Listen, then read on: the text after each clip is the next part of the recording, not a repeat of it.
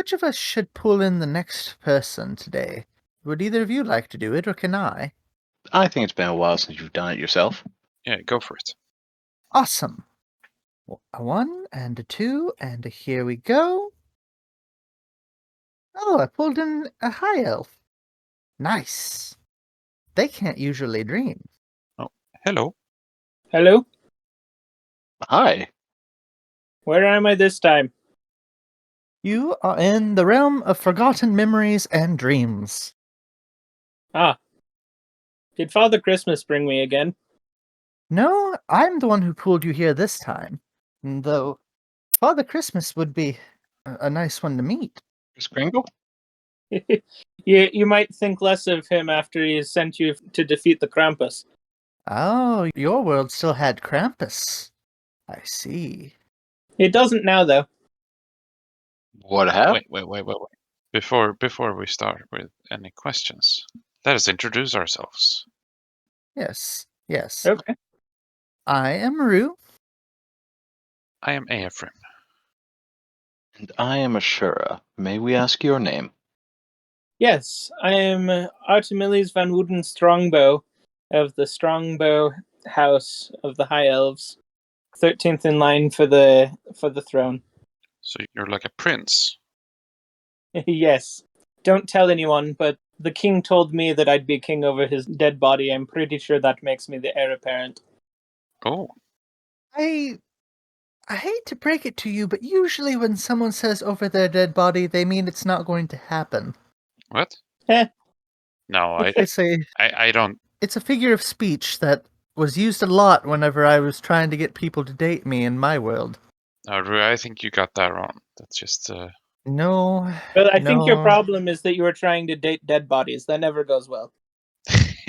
No, I was trying to get people to date me, and then they said over their dead body. I got the meaning quite well.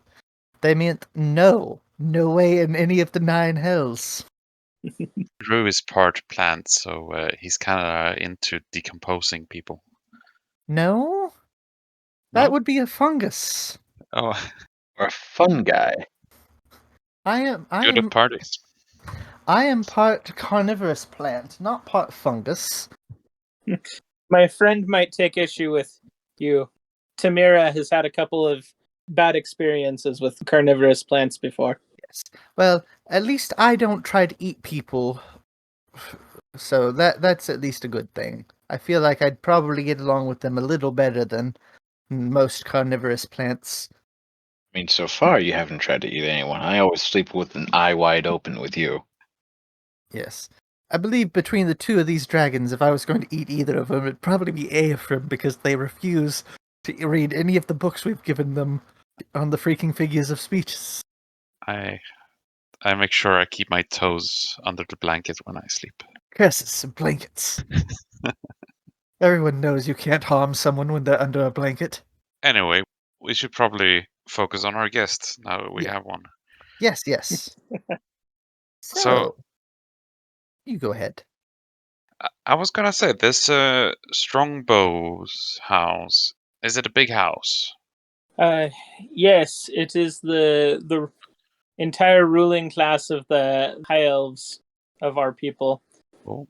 I think we have cousins and friends and noble family throughout the land, and even occasionally outside of the Elven realms.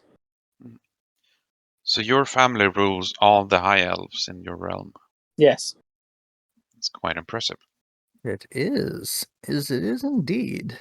And can I ask, high elves don't normally sleep. Why were you sleeping? You know, I've wondered that a time or two. It seems to happen to me frequently. I'm not actually sure why. I'll just go into my normal 4 hours of meditation period, and suddenly it'll be 3 or 4 months later or somewhere else, and it just happens. So I do think that this whole trope with elves not being able to sleep is sort of a myth, because if you help them and hit them on the head, they go to sleep. Ephraim, I feel like you have a little bit too much experience knowing this. I'm just saying that it's not impossible. You and I are going to have another talk. Anyway, where were we? Rue, schedule a time for therapy for AFM, please. I'm already on it. Thank you. But anyway, back to you. Sorry about that. It's fine. Can you tell us a bit about where you're from? Tell us a bit more about your kingdom. Absolutely. So, the Kingdom of the High Elves is a very academic society. I grew up there between the ages of 11 and 112, in which I attended high school. The high school that I attended was the Royal Center, and I received advanced degrees in archaeology as well as linguistics. I speak Primordial, I speak Sylvan, as well as the more common tongues like Common and Elvish and all sorts of things. And I think that's it. It was kind of unfortunate that I only had the time to get 4 degrees. Most of the people in my family have 5 or even 6. My brother, everyone calls him Dandy. His name's actually Daniel Dexterius Strongbow. He graduated with 6 degrees, but they were all in physical education. He got archery, aerobic fencing, aerodynamics of atlatls, anaerobic aquatics, antimicrobial equipment care, and apple bobbing. I bet you can guess why my brother never made it past degrees starting with A, if you get my drift. Apple bobbing could be challenging.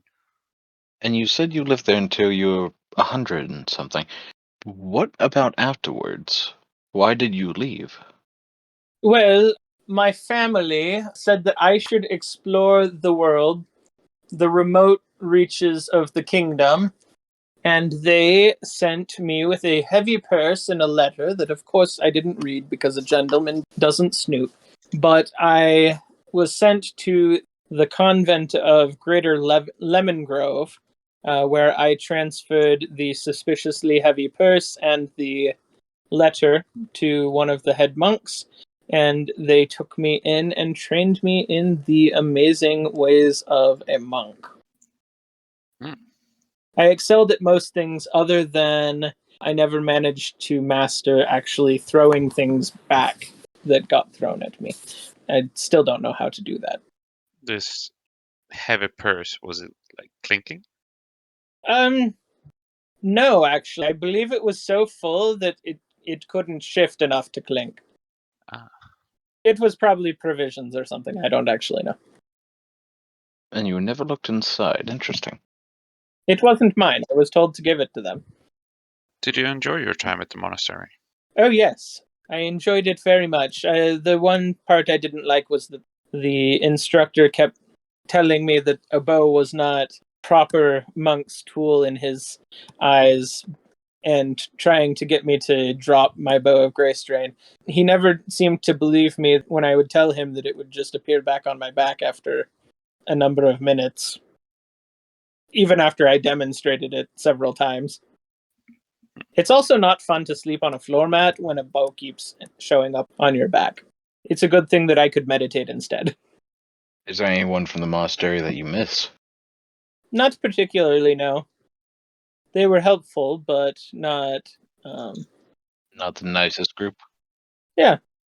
So where did you go after having studied at the monastery? Well, after studying, I went and helped out a priestess of the Raven Queen for a time with a group. Unfortunately, I received a faulty magic trinket that was supposed to protect me from disease. I got a little overconfident and contracted a very horrible disease after a delve in a dungeon that left me incredibly weak. My party moved on and I couldn't find them when I revived. But I did find a group that was searching for someone that was creating holes between dimensions. I helped them out for a time until they got lost in an anti-magic area that I haven't seen them since. The group that I'm with currently is a bit of a fun experience. I work with Tamira. I think my family would like her. She's a savvy-minded businesswoman that goes around and collects new shops throughout the kingdom, trying to make her family jealous, who runs its own merchants guild. I believe she was somewhere in the inheritance line down below where she felt that she wasn't getting her due, so she decided to create her own fortune. Something like that. I don't actually know. I haven't asked her. But it's definitely an adventuresome group. I'm with a satyr, the high elf, and a Luxodon, and we've been going around. They've gotten us into a couple of scrapes with some minor deities, but it comes out fine, and we've enjoyed our time quite a bit. And can you tell us about how you met each one? Did you all meet at once, or? Well, I was at the inn playing a game with some of the farmers who were down on their luck after the monsters attacked Wolfstall. And so I was, conveniently losing a little bit more than I won just to give them a bit of a leg up. One has to help out the less fortunate when one can. But they encountered me there at the Snuggly Duckling. And I've been adventuring with them since. Snuggling duckling. Yep. During the evening, the barkeeper repaints it every day to the Snuggly Duckling. During the day, it's the Swanky Duckling. We asked him if he realized that was inefficient, and he said yes as he continued to paint the sign.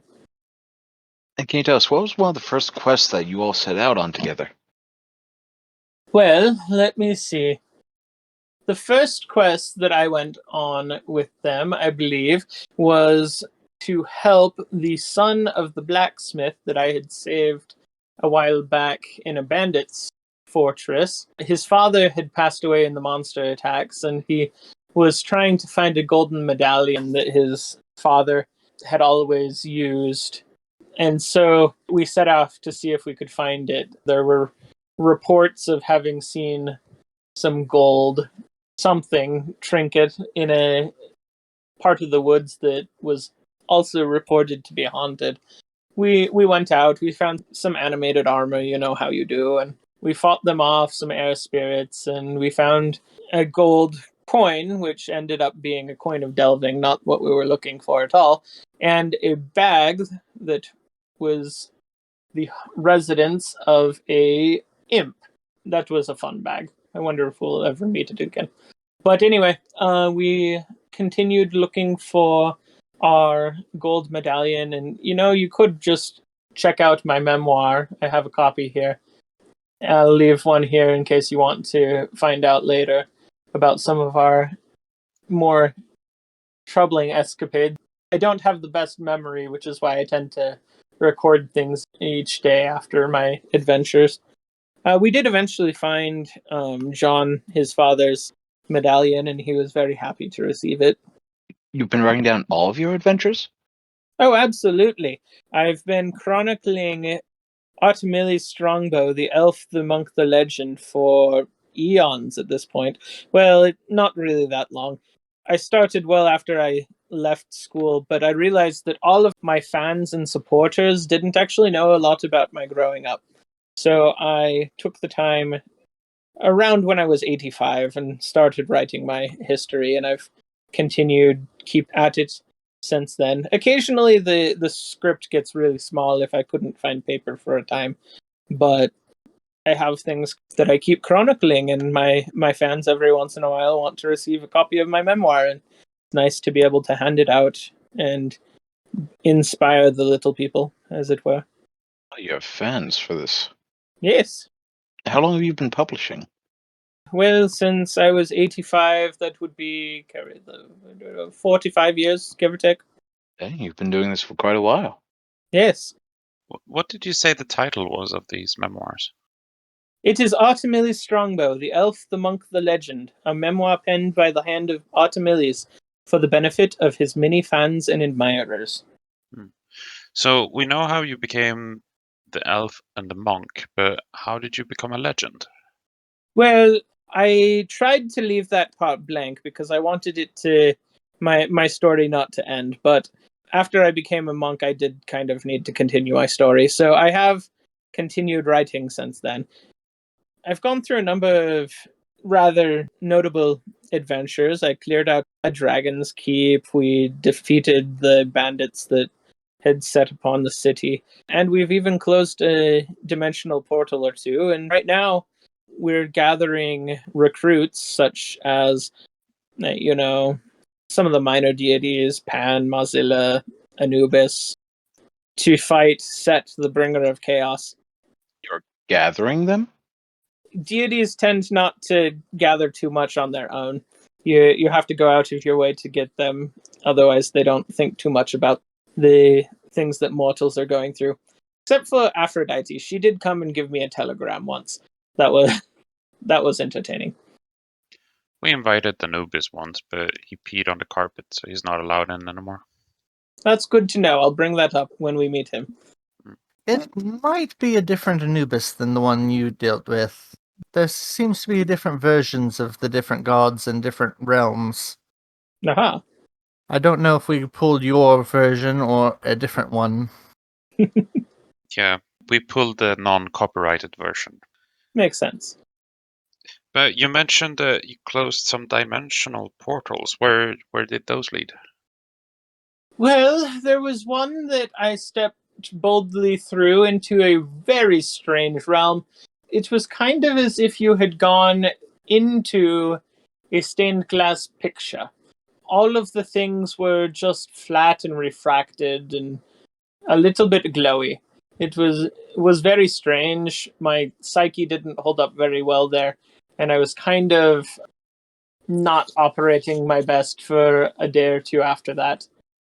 I don't advise that you go willy-nilly into dimensions, but we were able to stop the aberrations that were pouring out into the nearby village. None of us is named willy-nilly, by the way. I'm Ephraim. Okay. I swear to God. Hmm. But anyway, can you tell us about the current quest you're on? Well, yes, we just managed to take down Artimilles, who was encroaching on the domains of Mozilla the Firefox and Pan the forest deity. So we took her down, found out that she was causing problems for their domains because she was being blackmailed by Set, the chaos deity, who had trapped Apollo, her brother. We're gearing up to try to rescue her brother for her and see what we can do about stopping Set's increased domain. In the meantime, we figured that since we're not super high powered as a group, I mean, we're nice heroes and legendary and all that, but not quite god tier. And so we've been recruiting a number of people. That's why we're going to go to the underworld next week to see. Anubis said that if we can find him a temp worker to replace him at the scales of justice, that he'd be willing to come with us. So that's what we're working on right now. Ra showed up at the request of our cleric and our satyr. Fortunately, I wasn't in the room. They came out a little bit sunburnt, but he lent them Bast to drop off as a temp worker at the scales. So we're going to borrow his boat, go down the River of the Dead, and hopefully have a nice, easy time of it. I've never been to the underworld before, and I don't exactly know how it's going to go. What other gods or deities have you recruited so far? Well, let's see. We had Hermes, the messenger god. Artemis stopped glowing, so I don't know that she counts as a goddess anymore, but we do have her with us. We've dealt with Cupid. I don't think any of us are going to seek him out. He causes more problems than he's worth. But Mozilla and Pan are involved, and we're going to collect Anubis. I don't know that many other deities. As I said, the elves don't really pay too close attention to those things because they tend to come and go even more frequently than the elvish society. But I do know that Bouge went to try to commune with Persephone, and something about that went wrong, and she did not come back with him. What do you think happened then? I don't know. He found some old lady's garden full of green leafy plants that she said were good for speaking to gods, but he didn't get a good connection. A good connection? Yeah. I don't know how that works. I don't go summoning demons or fairies or celestials or anything. Magic-y Bruja stuff. Yes, in the case of talking to gods, sometimes the connection between these is not strong enough. I know this simply because the one that I have dealings with sometimes shows up and sometimes doesn't hear me at all. That makes sense. We had to go on a fetch quest. Back when I got the telegram from Aphrodite, we needed to find some sort of converter doohickey so that we could retrieve Susan, who'd been cast into Edge's domain by an unlucky draw on a deck of many things. Something called a floppy disk converter? I don't actually know. That sounds familiar for some reason. Maybe your dimension has them as well. I wouldn't know. That reminds me, if I may ask, I see that a few of your magic items have come in with you. Could you tell me a bit about those? Well, this is the Bow of Greystrain. It doesn't leave me for very long, ever. But I do like it. I found it when I was younger studying archaeology. We were in a cave and I very expertly got my short sword stuck in the wall. And as I pried it loose, a minor collapse occurred and we found an ancient buried city, which we named Artimillies. And inside that city, I found a bow that was strung but had no arrows. I took it and it was wondrous, and I observed it for an hour, and then I brought it out, and my professor started cussing me out about missing the day on cursed items or whatnot. But the Bow of Greystrain is great. It allows me to move more quickly, fire very accurately, but it only works 3 times a day, and I get really tired when I don't use it. It is good, though, because it will help me judge enemies of my people. And I find it that it fires immediately upon detecting an enemy. Other things of magic, I don't like a lot of magic. I leave that to others. But I do really enjoy my Journal of Xerox. It has saved me an awful lot of time in chronicling my life because I can write 1 page in the journal and it will chronicle onto 5 pages of parchment at once so that I don't have to sit down and rewrite it every night like I was doing before I received it. And I do have John's finest sword that he crafted right here. It's a pretty nice sword. Oh, yes. Other questions I had. We've already been over the gods. Well, there's a question that I ask. I guess that's all the questions we have. No, go ahead. I ask very, very often this question, but have you heard of a thing called a milkshake? I have not. I did find some coffee or something at Mozilla's Internet Cafe, but that's as close as I've found to. Oh, and there was some magical eggnog that we did find in Wolfstall. That was good. Ah, eggnog is usually pretty good, but I've never tried magical eggnog. I recommend that if you get a chance, try and get someone to make a milkshake for you. I've been told that they're very good. I haven't got to try one yet, but one day I will get to. I know it. Okay. And one other question that I had is, if you were to be, say, ascended to the position of a god, what would you want to be in charge of? Oh, I don't know about that. Godhood comes with more paperwork than it's worth. But my group did tell me that I started glowing the other day. I don't actually know what it is. Hopefully it's hunting or something, because I don't want most of it. Fair. I ascended, and though I'm not technically a god, I am equally as powerful as some lesser gods, and it is a lot of paperwork when you're in the world you ascended in, and you have to take care of a domain. It's one of the reasons why I left, but I'll let the others ask some questions. Artimillies, can you tell me what are some of your highlights of your journeys? Because I understand you've written them down, but you have eons of written text. Can you tell us a few highlights of it? Well, I have really enjoyed my times in which I've been able to help people really anywhere. I do enjoy doing good. And other than that, I'm not actually certain what would be my favorite. I did enjoy going through the Tree of Time in one of my adventures. Actually, we got to handle it twice because we were trying to get back to fall and we happened to miss it by a day or two and had to go around the year again. You seem to play the hero quite a bit. Heroes tend to talk about themselves. They tend to present themselves in the room. Was there ever a moment where you couldn't, or you felt like you shouldn't? Well, I did grow up quite brash, and for over 100 years I would throw myself into things.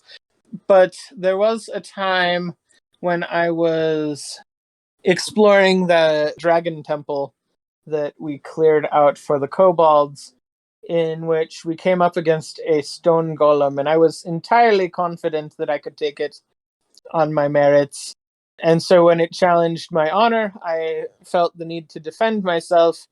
I was able to get up behind it and kick the back of the stone being's head, but in not very much time at all, he had left me laid flat on my back, and I kind of realized at that moment that some of my skills are better set in helping people from the shadows. I have picked up a little bit of training as a rogue, and my wood elf heritage has kicked in a little bit when my father showed me how to hide and hunt in the forest, and I've gotten pretty good at it, I must say. And so it's hard to be a hero from the shadows when I just feel compelled to attack anyone that's clearly an enemy. Like, there was a very high level magic user that I ended up attacking from the shadows as soon as I realized he was about to break the neck of a villager. Unfortunately, I couldn't save the villager or anyone else at that time. So I tried to build my skills so that I can protect more people. I don't like being powerless. Not many people do, especially in this day and age. I've actually met an awful lot of people that enjoy being powerless. It makes complaining a whole lot easier if you don't have the ability to make your circumstances better. Otherwise, it just feels cheap when you complain about things that you could make better on your own. And I do know an awful lot of people that are lazy and would prefer that, being able to complain without feeling bad about it. I know quite a few people like that too, so it seems there's some in every world. Now, to the most important question. How much gold have you made during your adventures? Oh, I don't pay attention to that very often. I know that I've paid out a couple thousand. When it comes to the Strongbow family, we have an awful lot of resources. So even when I don't have the money on me, sometimes I'll just pull out my noble crest and sign a document and require people to send it to my family for collections.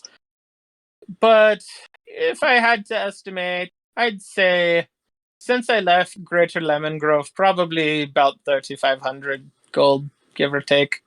It could have been more if I cared about my portion, but I don't pay too much attention to things like that. Are you satisfied, Ephraim? Not quite. So, your memoirs, how many volumes is it? Well, There is a place on the internet. I have a contract with Mozilla that he sells them for 3 gold pieces, and I receive 1 piece for every one that he sells. And I believe I've managed to get royalties of about 25 gold that way, give or take. That would be volume 1. I'm still working on the production details for volume 2 to be able to send out en masse. I only have my 5 copies here with me. I think that if everything goes well, it'll probably be a 3-part volume by the time it's done. So where is this internet? You know, that's one of those magic-y things that I don't pay a whole lot of attention to. We did walk into the internet cafe in Wolfstall and walked out in the capital, so I think it's its own pocket dimension. Okay. But I don't know much about it. Ephraim, do you recall all those places that I showed you books that we got you on my laptop? I remember all the naked dragons that you showed me on the laptop. That was your search history, my friend. Don't you try putting it on me. That's a story for another day. Does anyone have any follow-up questions? Let's see. Blah, blah, blah. That's been asked. That's been asked. Sorry, I'm looking at my list. Do you feel like you've changed a lot during your travels? I feel that I've become a bit wiser about when to help outright and when to hold back so that I'm available to help in the future. I also have gotten a little bit better at not judging people at the very first when I see them so that I can wait to determine whether or not they are actually friend or foe before I start a fight. Well, that's good. And have you ever fought any of your friends? Well, there was one time that one was possessed by a vampire. I don't know if that counts. But I don't enjoy fighting my friends. I have hit them occasionally when I've been blinded, but don't think that counts either. I'm usually pretty faithful. Well, that's good to hear. How did they go about getting possessed by a vampire? Oh, you know those things. They just happen. You open a sarcophagus, set off a trap. It comes with all part and parcel with general archaeology. Curses happen. And why were you hunting a vampire, or did the vampire hunt you? Well, I think that my friend ended up taking one of his favorite things out of some tomb, and he was not thrilled by that. I don't know how vampires think. Artimillies, thank you for your time, and we'll be sure to send you on your way, but we hope you actually did have a good sleep, for whatever reason you may be sleeping. Yeah, I just hope I don't get back to find I'm dead. We'll find out. Oh, if so, you might eventually end up here, and we'll greet you with a smile. But until then, have a good awakening.